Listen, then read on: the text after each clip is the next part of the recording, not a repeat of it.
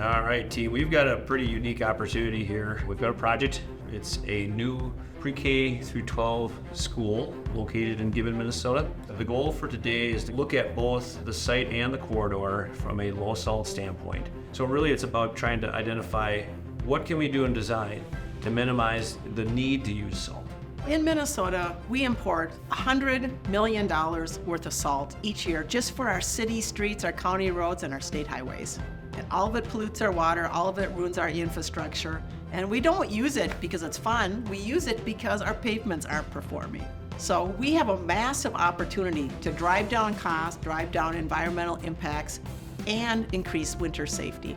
We had our intern take our infrastructure damage research we did in 2014 and adjust it for inflation.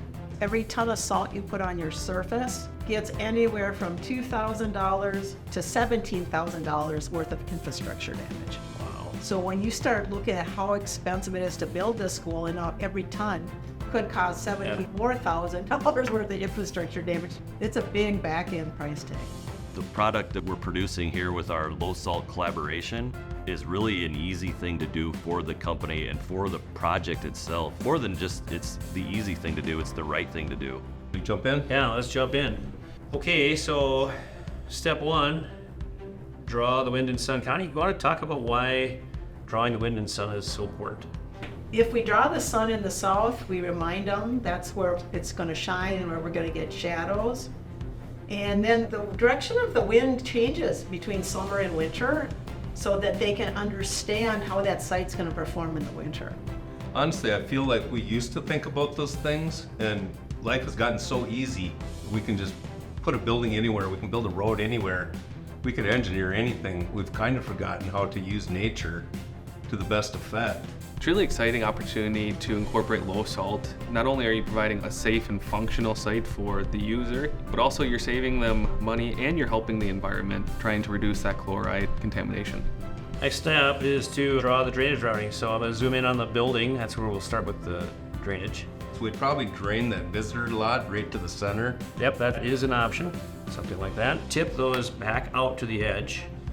That snow then is going to melt, but where's it going to go? It's going to go right to the edge of the parking lot, and then we can add some storms or inlets to pick up that meltwater. Traditionally, we always drain away from the building. That's a good practice. But now we're starting to look at what happens to the snow when it starts to melt. And we're changing our philosophies on how we shape those perimeters and those edges of the parking lots, tipping those back so that whatever snow is piled up, it doesn't drain across that parking lot. That's an exciting thing. It's a different way of looking at things. It's something we haven't done up until the last 12 months when we started this initiative. Okay, gang, where are we going to store the snow? Connie, what is a snow garden? It's an intentionally designed area where we store snow and we contain the meltwater footprint. And honestly, going back to the site design, I understand we need a certain amount of stalls, and maybe we reshape that parking lot and make it more linear instead of more square to allow the space for the ditch. Fetch in the direction of the prevailing wind to create snow fence effect. Okay, well, we got to address this one. Right away, we're going to be looking at probably putting some type of vegetation line along the north and the west. We want to drop that snow before it hits the building, and then it's dropping on the other side of the building. So how does that look to you guys? Does that look pretty good? Fantastic.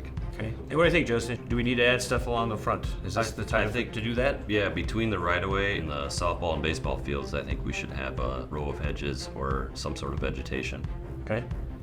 It's more than talk at Bolton and Menk. We are actually going to take the words and we're going to put them into our design, and it's going to be built. There's really no reason we can't be thinking about these things, about the winter design. It doesn't change anything that we do, it just puts another idea in the back of our minds while we're designing. It makes sense. It makes a lot of sense. It really does. I think being involved at this stage is awesome.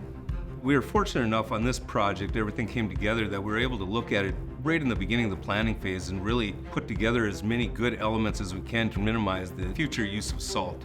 If I just look into my, crystal ball, I believe we're going to be winning awards on this site. I can't believe that we would. I hope so. Well, we thank you for your time watching this today. Hopefully you found it very beneficial.